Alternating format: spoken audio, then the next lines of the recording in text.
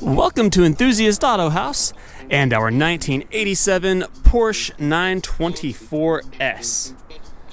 It's been partially restored, the engine's been completely gone through.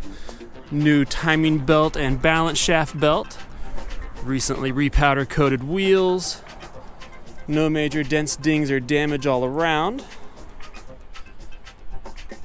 And it drives absolutely beautifully. And I say partially restored because here's the front part of the interior.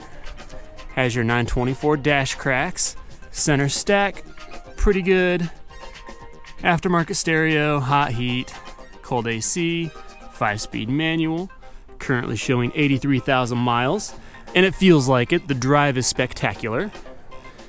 And the interior isn't finished. So we have the rear seat, we have the carpet for here, the various little bits of trim, everything is all included, up to the buyer to finish. Door cards are nice, headliner's good. You really have to drive this one to appreciate it. It drives so nice and feels so good. So there you have it, our 1987 Porsche 924S.